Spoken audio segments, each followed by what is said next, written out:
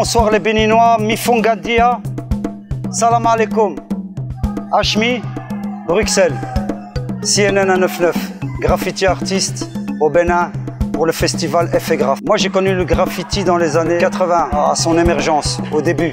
J'ai connu par la culture hip-hop parce que j'ai été bercé par ça dès mon adolescence. J'ai pas décidé d'être artiste graffeur, c'est le graphe et l'art qui a décidé de venir chez moi. Comment s'est passée la rencontre avec le graphe? Lors de festivals comme celui-ci, où il y a toute une scène hip-hop qui se brasse, aussi bien les danseurs que les rappeurs, les DJ.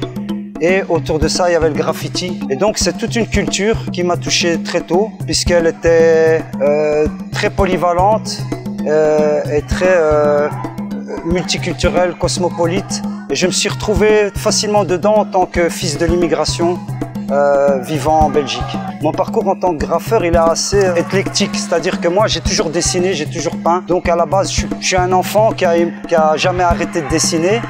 Et le graffiti est un instrument qui me touche parce que ça permet d'amener l'art, d'amener des revendications, des messages dans la rue, dans le patrimoine urbain. Et alors à ce moment-là, c'est accessible au peuple et tout le monde peut voir et se partager ce genre d'émotions. À travers mes œuvres, j'essaie de communiquer des messages directement ou indirectement, mais liés toujours soit à une identité culturelle ou à une démarche intellectuelle ou à un questionnement historique ou historico-politique et social. Au-delà de ça, je réalise aussi des peintures, des graphes, simplement de l'ordre de l'émotion spontanée et ce qui peut m'inspirer au moment même. Et alors là, ça peut être très très vaste. Je pense que le métier de graffeur au Bénin a un grand avenir. Il leur faut encore pas mal de moyens, mais grâce à Internet aussi, les réseaux sociaux permettent un peu de voir ce qui se passe un peu en l'international. Ils savent s'exporter aussi.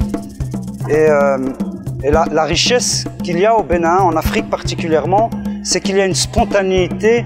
Et justement, quand je parlais de mes débuts dans la hip-hop dans les années 80, ce que je ne retrouve plus en Europe, puisque ça a été un peu récupéré, formaté, alors que ici, il y a une vraie scène très pure dans l'état d'esprit. Le rapport entre le graffiti et le hip-hop, c'est la rue, le street, l'art dans la rue, pour la rue, c'est-à-dire pour les gens, tout âge, tout sexe, toute culture ou religion ou philosophie confondue.